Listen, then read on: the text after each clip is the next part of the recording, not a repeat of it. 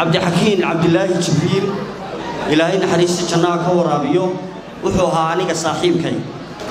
waxaan soo wada shaqeynay muddo badan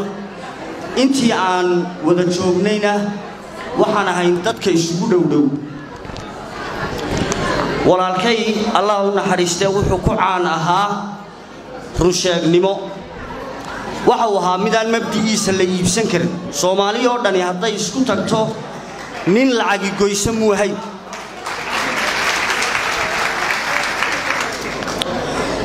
waxa uu had iyo jeer ninkaas maan arkin intuu noolaa isagoo maalin qura ka fikiraya dantiisa targetku wuxuu u saarnaa ama uu maaragtay culayska saaray waxay ahayd danta ummadda maalin qura intii aan wada noolayn maan arkin isagoo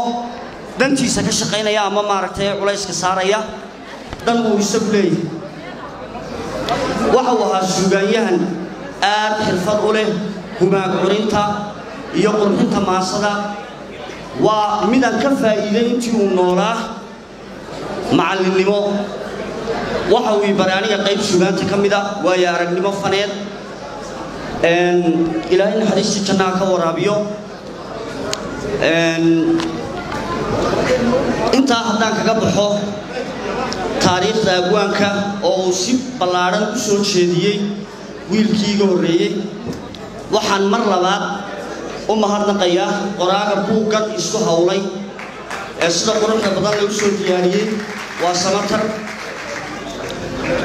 in wax la qoraa waa muhiim ilaahay qalinka uu ku dhaartay nuun wal qalam wa ma yasduruun sababta uu ilaahay u hadal qaaday qalinka ama uu ugu dhaartayna waa ahmiyad gaar ah oo luqadu ilaahay nagu la hadlayo in wax la qoraa inay tahay muhiim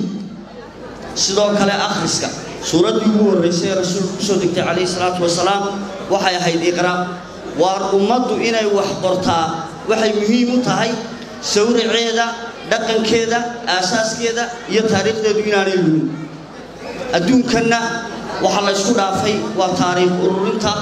iyo maaragtay arrimahaas taa markaa waxaan idinku boorinayaa oo dadweynaha sharafta leh ee reer Boorama ee aqoonta ku caanka ah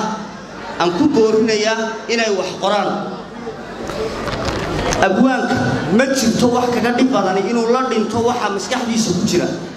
haddaan laga qorin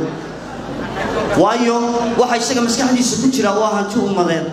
waa wax ummadda aan ficil lahaa haddaan laga qorin dawlad dhimanaya marka waxa weeyaan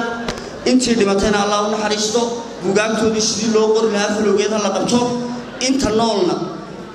iyaga ha lagu dhiirigeliyo qofna inta uu nool yahay in buug laga qoro ayaa ka wanaagsan markuu dhintay laga qoro sababtoo ah wax badan oo aan la helay marka uu geeriyoodo ayaa la helaa inta uu nool yahay waa hagaag waxba hadalkaydu ku badin maayo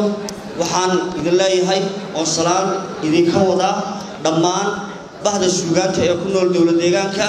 oo aniga soo wakiishay waxaan idin leeyahay habeen wanaagsan ilaahay maaragtay hayna garansiyo